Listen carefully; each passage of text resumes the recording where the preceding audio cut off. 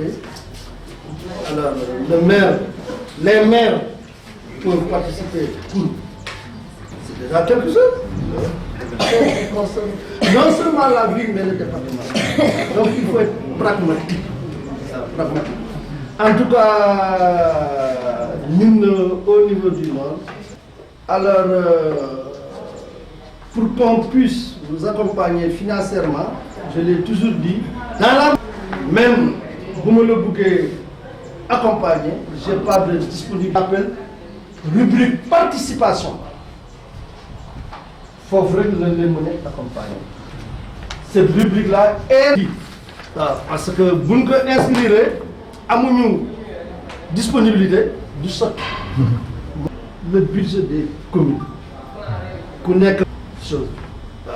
Commune bi nag bu amee on va vous accompagner.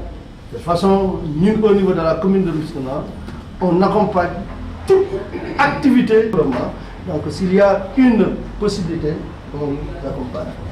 Donc loolu benn piste bi la deuxième piste bi dans le cadre de la coopération aussi nous avons vraiment des relations. On peut vous mettre à accompagner des projets alors, sociaux. C'est ce qu'on appelle des projets humanitaires. C'est des projets qui sont non rentables. Et je crois que Thiaw dégg nga loolu bu si mën a jàppale aussi sur le plan international avec les Espagnols parce que c'est notre partenaire stratégique.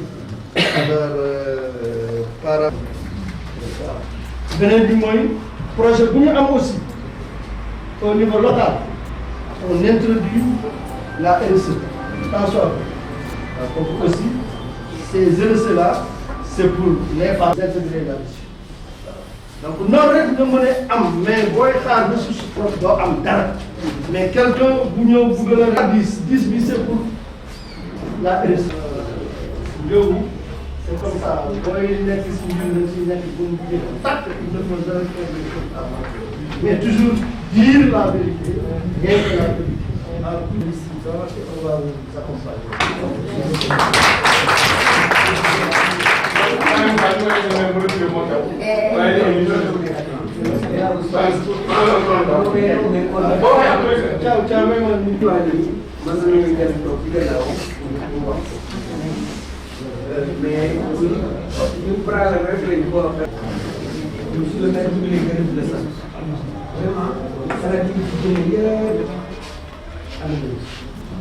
Mais nous sommes dans l'ingénierie financière.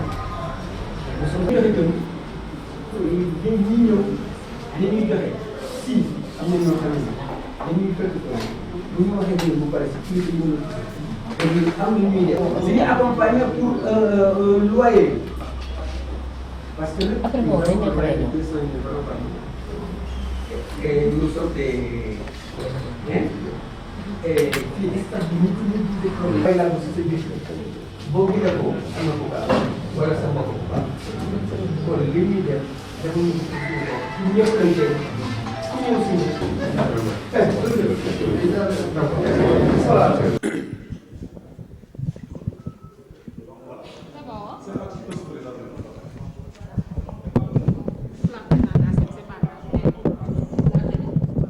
Bon, je suis M. Mam Omar Mané, maire de la commune de Rufisque Nord.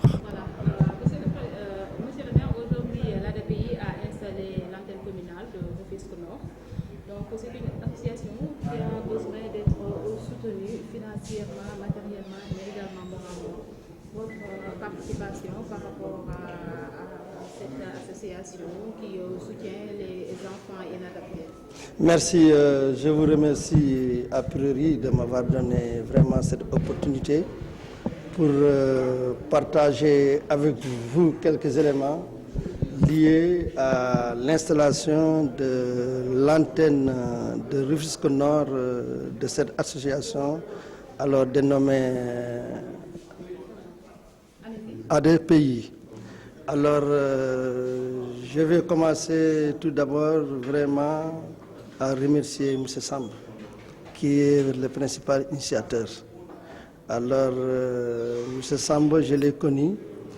Alors, il s'est toujours soucié du devenir, de l'avenir des Rufisquois, sans aucune exclusivité. Donc s'il initie vraiment un tel projet, en tant que maire, institution municipale, je ne peux que se réjouir de ce projet, l'encourager, le féliciter et l'accompagner. La commune de Rufisque Nord va l'accompagner. Comment l'accompagner? En prélevant sur ses recettes tant soit peu un montant pour leur dédier ça. Deuxième accompagnement, c'est qu'au niveau de la commune de Rufisque Nord, nous avons mis l'accent au niveau de l'ouverture extérieure, c'est-à-dire au niveau de la coopération décentralisée.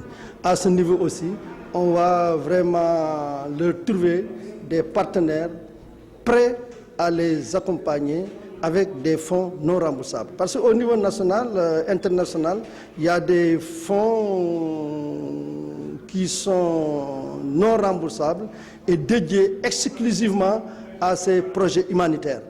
Donc, étant un acteur du CI, c'est-à-dire du système international, et une unité de base, on va vraiment établir des liens entre ces derniers et cette association.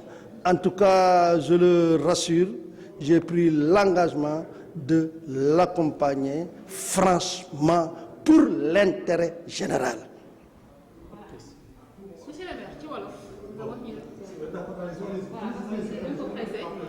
wax ñu rek li nga xam ne moom mooy ADAPEJ bi tey installé nañu lii di antenne communale bi au niveau du nord ñoom nag soxla nañu ndimbal soxla nañu ku leen jàppale ci wàllu ko matériel ko par wàllu tamit ku leen di jàppale boobu lépp association di taxawu pour tànk yi nga xam ne dañoo amee way la.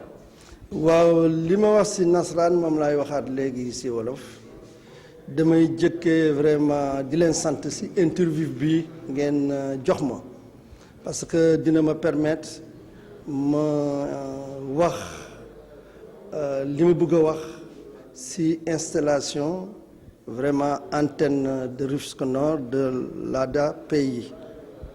Alors li may jëkk a wax mooy encourager monsieur Samba parce que moom mooy initiateur bi moo ko dox moo ko indi te loolu laay faral di wax développement du nit day jóge Dakar di ñu ko defal développement du nit day jóge extérieur di ñu ko defal doomu gox mooy defar goxam doomu réew mooy defar réewam mais moom en tout cas yàgg naa ko xam mais bi ma ko xamee ba léegi mu ngi wër di gëstu lépp loo xam ne ni day jóge ci moom walla muy jóge bitim réew jëm ci le département je ne parle pas de la ville mais du département et des citoyens donc loolu tax na vraiment dama koy remercier di ko encourager di ko ñaanal yàlla teg barke ci lii mu nekk parce que lu metti la waaw mais alxuraan dafa ne ay nit bu ñu àndee tant que ñu ngi yéenante jàmm lépp lu ñuy yëkkati rek assistance yàlla day ñëw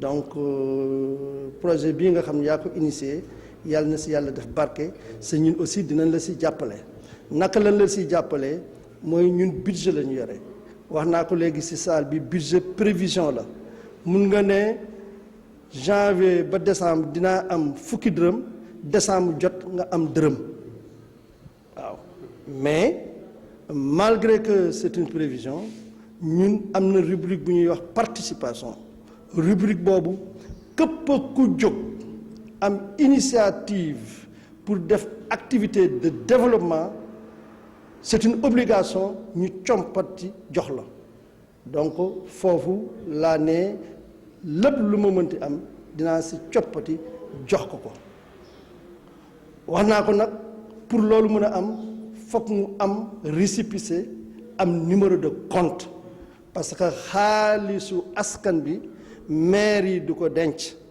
trésor moo koy denc te trésor pour mu fay il faut mu am vraiment ay dossiers yu leer donc ñun dinañ ko fa jàppale dans le cadre de la coopération décentralisée aussi ñun vraiment am nañ ci tuuti relation dinañ def de sorte que fonds non remboursables au niveau international, nous mettre en rapport avec nous, nous pouvons accompagner ce projet. Monsieur le maire, en attendant quelques sujets d'actualité, faites-moi une petite présentation de votre commune. Bon, donc la commune de Rufisque Nord a été érigée en commune d'arrondissement en 1986 avec la régionalisation. En 2013, avec l'acte 3 de la décentralisation, elle est devenue une commune de plein exercice, c'est-à-dire une commune qui a une autonomie organique, une autonomie financière, une autonomie patrimoniale et une autonomie fonctionnelle. Elle est limitée au sud par la route nationale, limitée au nord par les 2 voies qui viennent du lac de Guerre, limitée à l'ouest par la route des HLM et à l'est par la route de Sangalkam. Elle fait 57 quartiers et 115 000 habitants. Voilà. Et sur le plan sanitaire et scolaire? Bon, nous mettons beaucoup l'accent au niveau des éléments qui sont les préalables pour un développement. Tu sais, le développement, alors, ne peut pas se faire sans la cohésion sociale. Le développement ne peut pas se faire sans une bonne éducation et le développement ne peut pas se faire sans un bon système sanitaire. C'est la raison pour laquelle chaque année, on fait beaucoup au niveau de nos 9 établissements scolaires et aussi au niveau de nos 6 postes de santé. On les accompagne parce qu'ils sont les fondements du développement et la mission d'une collectivité locale, c'est essayer de réaliser un développement équilibré afin que les populations aient un bien-être. Nous savons que les 2 volets font partie des 9 compétences concernant vos collectivités. Mais depuis fort longtemps, on souffre un peu de l'accompagnement des pouvoirs publics, n'est-ce pas? Et qu'en est-il aujourd'hui exactement chez vous? Bon, je ne peux pas quand même dire oui, parce que avant même l'acte 3 de la décentralisation, mais on ne pouvait pas accompagner nos postes de santé, encore moins les écoles. Mais depuis l'acte 3 de la décentralisation, en tout cas au niveau de... On a réalisé un poste de santé à Tako, qui coûte 60 millions. Récemment, avec le Covid, on a accompagné tous nos postes de santé. La CMU est là. Je leur ai donné un siège et je les ai équipés et je leur accompagne annuellement 1 million de francs.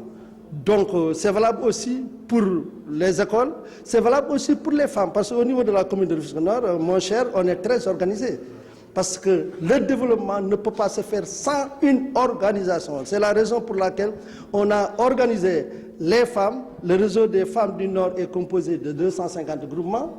Les Badjounigor, les relais communautaires, les délégués de quartier, je leur ai donné un siège ici. C'est uniquement en ayant ces conditions qu'on peut prétendre à un développement. Parce que le développement se fait à la base, par la base, avec la base et pour la base. Et les populations, les citoyens doivent être les initiateurs, les acteurs, les auteurs et les architectes de leur propre développement. Le développement ne se fait pas du dehors, c'est une dynamique endogène. C'est la raison pour laquelle on tient aux populations. Alors, l'impôt catégorie est la bête noire de toutes les collectivités. L'impôt catégorie. Ah d'accord.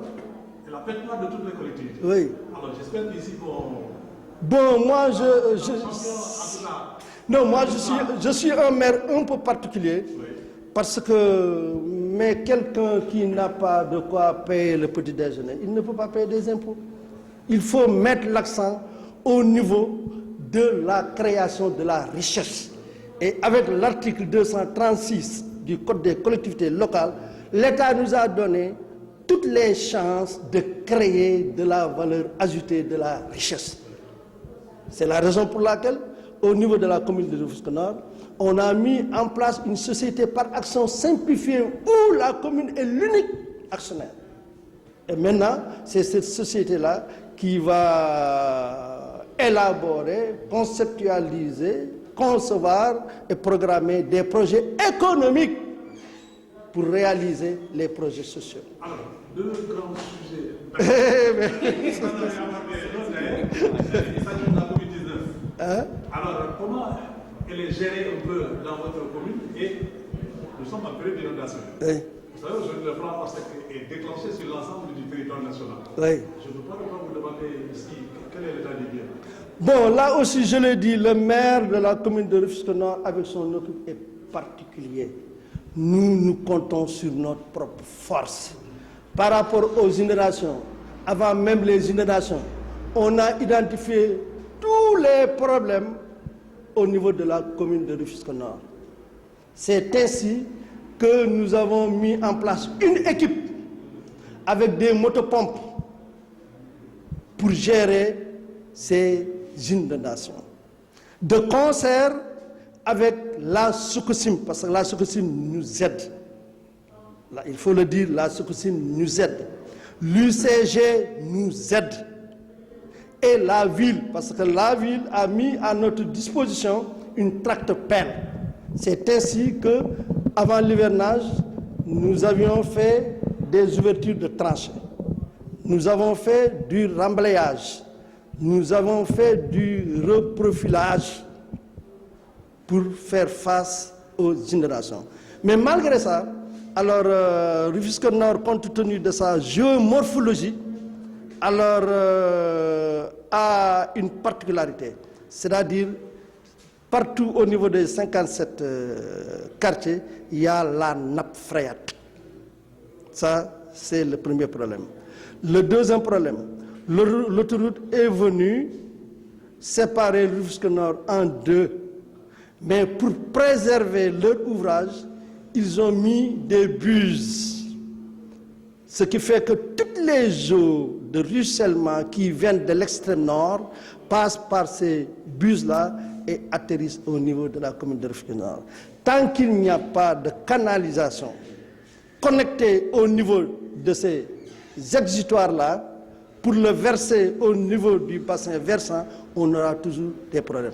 C'est la raison pour laquelle notre objectif, c'est de mettre un canal qui quitte la sortie 10 pour être connecté au niveau du bassin versant de Rufisque-Nord, qui est le canal de ceinture. On a prévu un canal qui quitte Cité Sénélec, Missira, pour être connecté au niveau de ce bassin. On a prévu un canal qui quitte Santéal, Fass Conteneur, Fass Noflay, Manhattan, Ndargouda, pour être connecté au niveau du pont Règle, notamment du canal de ceinture. Donc, on a identifié les problèmes. Maintenant, les solutions, c'est ça, il faut des moyens, et on est là-dessus. Par rapport au Covid, alors bien avant que même l'État ne parle de résilience, nous, on avait pris alors nos devants. Je te dis qu'au niveau de la commune de Rufisque-Nord, on est organisé.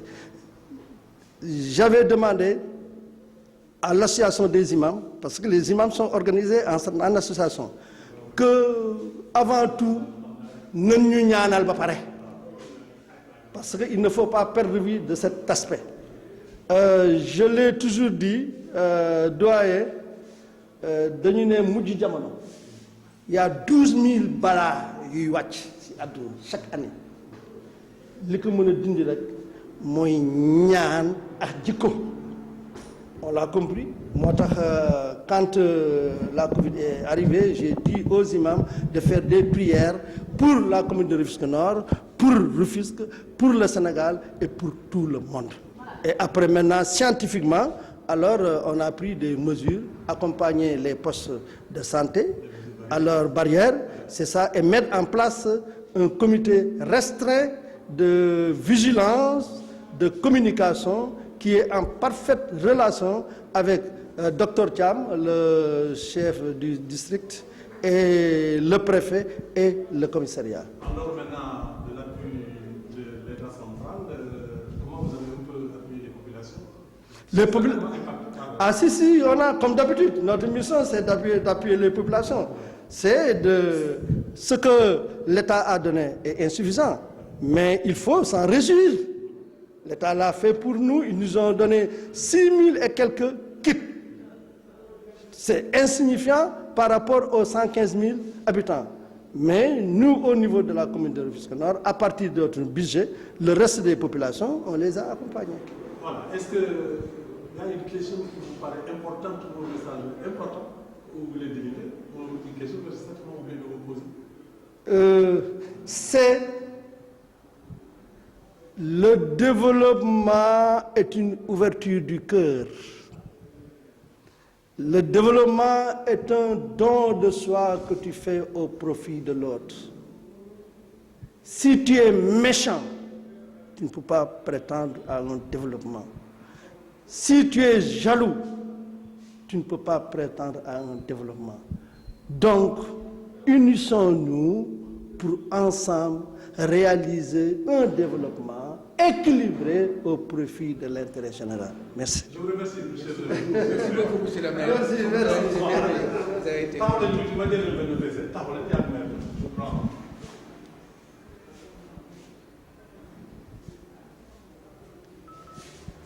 c'est bon. C'est bon. Voilà. Donc, vous présentez d'abord, ensuite maintenant vous nous présentez votre structure. Mais je m'appelle Moussa Samb. Je m'appelle Moussa Samba. Je suis le président de l'ADAPI de Rufisque, c'est-à-dire l'association départementale des amis et parents d'enfants inadaptés. C'est une association qui est née des flancs de la coopération internationale entre le conseil départemental de Rufisque, où je suis le président de la commission éducation santé, et le département de l'Ain. Dans nos déplacements entre conseils départementaux, nous avons rencontré à Bourg-en-Bresse, dans le département de l'Ain, cette association qui s'appelle ADAPI. Quand nous nous sommes intéressés à la structure, nous avons fait des visites dans celle-ci. Nous avons été séduits parce que dans l'ADAPI, il y a des déficients intellectuels. À travers la France, il y a 52 ADAPI. Toutes ces ADAPI accueillent des déficients intellectuels. Mais nous avons essayé de cloner cette association sans pour autant rester dans la limite du personnel qui est recruté là-bas. Parce que dans l'ADAPI française, il y a des déficients intellectuels. Nous, chez nous, nous voulons travailler avec toutes les pathologies handicapantes au niveau du Sénégal, parce qu'il y a les déficients physiques, il y a les déficients visuels, il y a les déficients intellectuels, il y a les déficients verbo-auditifs, il y a toutes sortes de déficiences. Donc, dans l'ADAPI que nous allons créer, nous allons y recruter toutes ces pathologies handicapantes. Contrairement à la France, où l'ADAPI, et à travers toute la France, dans les 52, il y a les déficients intellectuels. Donc, quand nous sommes revenus, nous nous sommes dit, mais pourquoi ne pas installer cette structure au niveau du Sénégal, particulièrement au niveau de Rufisque. En tant que département, nous avons dit on va implanter ça à Rufisque. Ce sera en tout cas en Afrique la seule structure ADAPI créée, la première. Au Sénégal, ce sera encore la première. Et dans les départements, ce sera le premier département à abriter l'ADAPI. Nous avons été plutôt charmés au niveau de l'ADAPI de France, parce que quand j'ai posé des questions, je me suis posé la question des rémunérations de ces personnes-là. Ils m'ont dit que le moins bien payé avait un salaire de 800 000 francs. Je dis que toutes choses étant égales par ailleurs, si en France, le moins bien payé à 800 000, si cette structure, nous parvenons à l'implanter au Sénégal avec tout ce qu'il faut, en recrutant des déficients intellectuels de toute pathologie,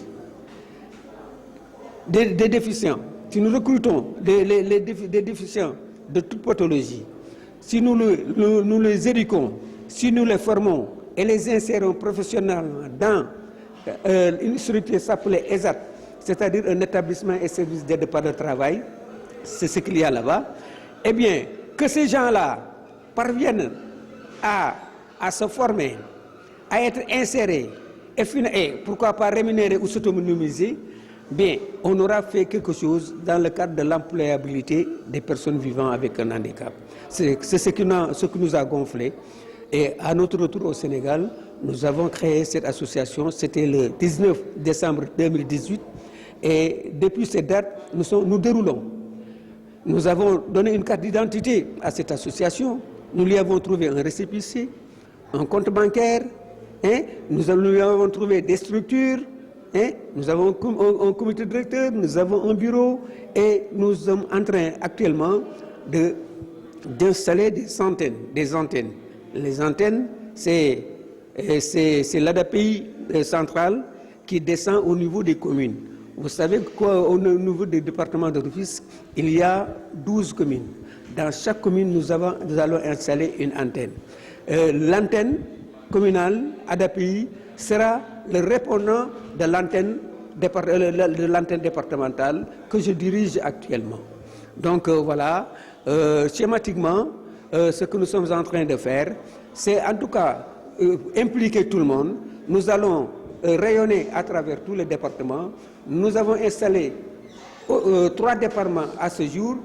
Nous avons installé l'ADAPI de Rufisque Ouest, l'ADAPI de Rufisque Est, et aujourd'hui, c'est l'ADAPI de Rufisque Nord que nous installons. Et nous allons continuer ce travail pour couvrir tout le département de Rufisque en ADAPI et aller vers la population, parce que les personnes vivant avec un handicap se trouvent dans les territoires communaux. Il faut qu'on aille les chercher au très fond de ces communes où ils sont nichés. La plupart sont cachés.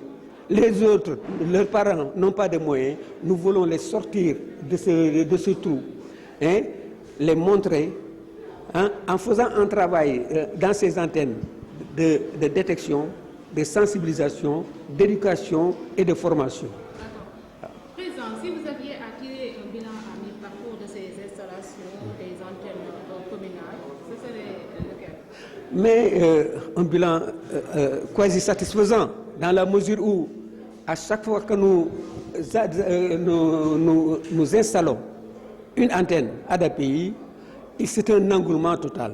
Vous êtes témoin visuel, vous êtes témoin visuel. Vous avez vu la salle, elle est toute remplie, de personnes engagées, de personnes friandes de ce que nous faisons. Donc nous sommes vraiment enjoués de ce que nous voyons actuellement dans ces installations. Nous constatons que la population avait besoin de ça.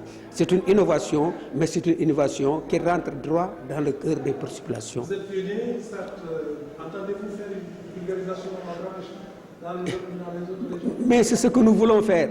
C'est par le travail que nous faisons, avec la médiatisation de nos actions et la médiatisation de l'ADAPI, que d'autres s'en inspireront pour les implanter, parce que c'est un travail de plus pour l'État du Sénégal. Parce que ça, c'est ce que nous faisons, c'est l'État qui devrait faire. C'est l'État qui devrait le faire. Nous nous sommes engagés à le faire. S'il y a des gens aussi engagés que nous dans les autres départements, il y aura d'autres ADAPI dans les différents départements du Sénégal. Et c'est ce que nous souhaitons.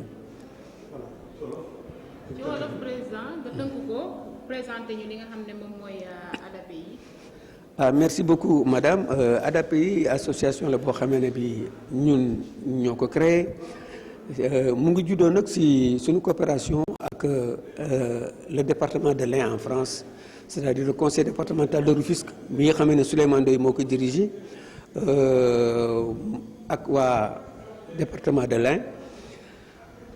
ci suñu coopération la ADAPI feeñee dañu dem gis ko fa ñu gis ni mu ñuy doxale ñu ne lii kat lu am solo la waaye ADAPI bi am France ADAPI la boo xamee ne ay ñoo xamee ne seen xel dafa weyul mais ñun dañu bëgg ADAPI bi ñuy def fii mu nekk loo xamee ne ñëpp lay concerné c'est-à-dire parce que am na ñoo xam ne ay way lago lay ay way lago yëpp lay du ñuy seet ku sa xel neexul ku gisul ku déggul ku et cetera dañu bëgg fépp koo xamee ne way lago mu ngi fa ñu dem fekk la fa génn la foofu nga nekk teg la ci yoon ndax boo dee xale war nga jàng boo dee xale boo feebaree war nañ lay faj te la plupart des handicapés yi ëpp dañ leen bàyyi ci biir kër yi toppatoo ñu leen loolu moo xewoon léegi nag ñun dañu bëgg a jóge ci loolu ndax ñoom lii ñu war ñun moo leen war dañu am ay droits am ay devoirs nous avons les mêmes droits et les mêmes devoirs donc ñun on fera tout pour que ñoom ñu xam ne loolu mu ngi ci ñoom moo tax ñu créer ay antennes moom la ñuy installer actuellement ci communes yi ci 12 communes département Rufisque yi pour yegg ci ñooñu création bi nag am na solo ndax tag à chaque fois que ñu taxaw di taxawal comment dirais-je antenne communale gis ngeen nit ñi ni ñuy ñëwee mu mel ni nit ñi soxal na leen ndax ku ci nekk ci ñun boo xoolee sa bopp ku mu nekk ci ñun laa wax boo xoolee ci sa biir kër am nga way laagu boo ko amul boo gindakoo di nga gis way laagu boo ko gisul ci sa biir mbokk am nga way laagu te wolof Njaay nee na laagu du wees ndax ak feebar yu bees yii fi xew AVC ak yu kenn xamul yàlla nañu ci yàlla musal ñu ci bari daf leen def ay way laagu te ñooñu dañu am loo xam ne dañ koy soxla boo demee ba li nga mënatuloo ko dafa am ñoo xam ne nii dañ la war a jàppale mooy li ma wax sànq rek mooy ko bëgg a àndal da nga koy xaar waaw. mais président li nga xam ne moom mooy bilan bi ginnaaw installé ngeen ñetti antenne yi bu ngeen doon tiré tey bilan bi ci seen xaaju sax liggéey lan lay doon. oui mais un bilan très positif ndax ñun sax romb nañu bu lu bëree bi fii li ñu yaakaaroon ne foofu la ñu war a toll ndax dañu weetul ci mbir mi boo loo xamee ne kii yow yaa ko doon def wala ñaari ak ñetti nit bu fekkente léegi ay junni nit ñu ngi ñëw di la jàppale yoon bi dafay gën a yaatu waaw ndoor nag dafay sew waaye boo si yàggee rek mu yaatu si loolu lañu nekk actuellement bëgg yëf yi yaatu. te fas yéene nañu ko wasaare ci Sénégal bi ni muy de wasaare woo si Sénégal dafay dépendre si sunu ADAPI yi bii ñu installé fii bu fekkente ne li ñuy wax nit ñi gëm nañu ko nangu nañ ko médiatiser nañ ko ku mu soxal boo ñu laajee dinañ la wax ni nga xamee ne ñun ñoo ko war a noonu nga war a def ba am li ñu am tey ndax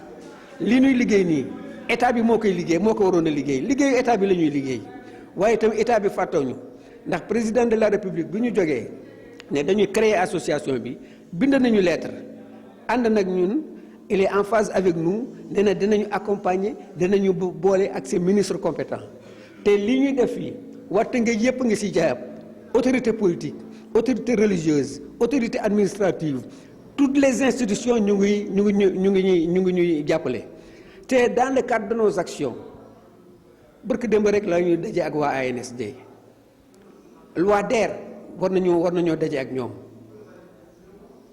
waa plan international la même chose waa UNICEF la même chose donc bàyyiwuñu kenn dañu bëgg rassembler toutes les chances de notre côté pour li ñu bëgg a taxawal mu nekk loo xam ne te xam ne dafa nekk loo xam ne gëm nañu ko mu dëgër samp ba ko gis mu mën a nekk réewukaay si yow loolu la amoon lu may sant si wax ci jërëjëf. Feu Mamadou Diop, l'ancien maire, nee na nous sommes tous handicapés. dëgg la merci beaucoup. waay dëgg la loolu moom dëgg la. Comme Soxna Fadio. waaw c'est un handicapé. waaw kii madame Faye la. Ceux qui n'ont pas de maison, c'est des handicapés. tout le monde est Ceux handicapé. qui n'ont pas de quoi manger à midi, c'est des handicapés. tout le monde est handicapé. Voilà. tout le monde est handicapé.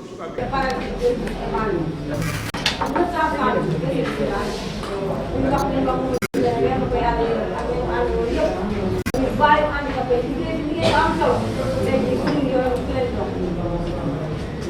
changement rek lañ ko di dem ba am ñoo xam ne am nañu compréhension loolu moo ñu may tey combat ba tey ñu am loi d'orientation sociale bi douze wala onze association ñoo xeex li ak seen i membres ba yàlla def acte de décence yi mooy ñu dara xanaa suñu liggéey ak suñu fit ki nga wax sànq Cheikh dañuy am yeneen daf yi am parce que ñun céréales dañoo dem sa xare ba xam lañu moom xam suñu droit ak suñu devoir ñun bu état demoon ñun dinañ dem ak suñu niveau ñun dañuy fekk combat ci suñu mbokki handicapé yi pour confort bi nag mais dañ ci mën a combat ba yàlla def ci jàmm tey buñu demee ba lii am li may wax ne c'est pas facile mooy war nañoo am information sensibilisation information éducation communication pour am un changement de comportement loolu nag am njàng am nañ ko handicapé boo gis muy dem wala mu toog am suñuy âge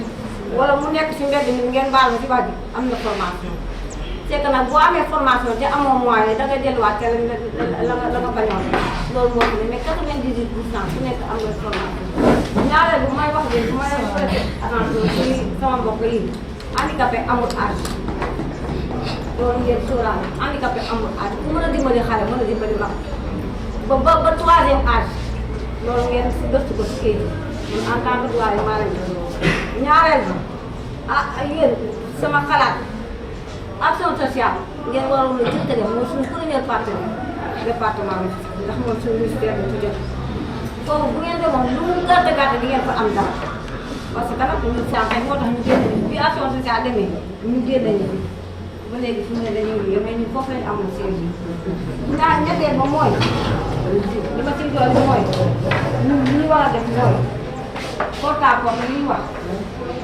tubaab bi fa ne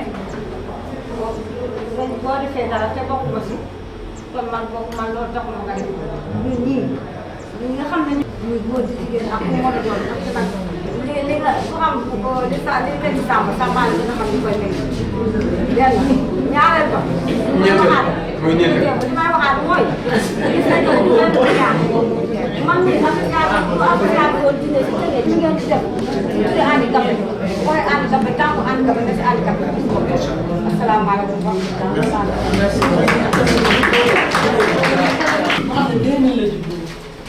léegi fi mu day tëdd rek fi mu tëdd mu fay mais sax loolu ay temps yu ñu passé yàgg na ay nit ñëwoon fa ne dañuy leen laaj loo pour loolu handicapé yi pour dafa am lu leen di def loo léegi moom bi ma ko génnee wax ko ba mu ne déedéet ñun waxuñu nii man nag lii da raw handicapé wu li mën ko raw parce que juddu dee nii ba fi ma nekk nii ba mel nii mënoo defal dara sa bopp kooku moom handicapé mënu ko raw mu ne ñoom koo xam ne daal dañ ko yóbbu jàngi yooyu la ñu wax nangam daal wax loolu moo tax man may laaj ne léegi ndax handicapé yoon ñoom.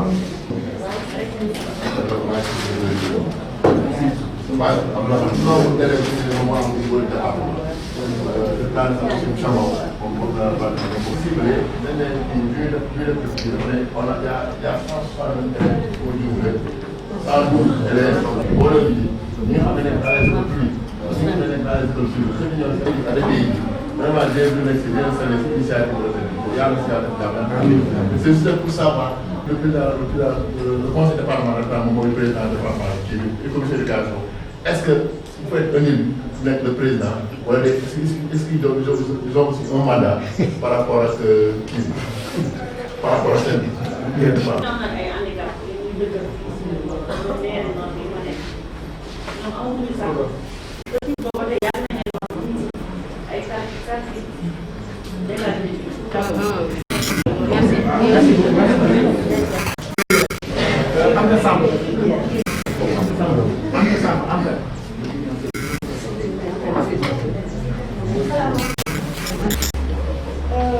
Moussa Ba maa ngi lay nuyu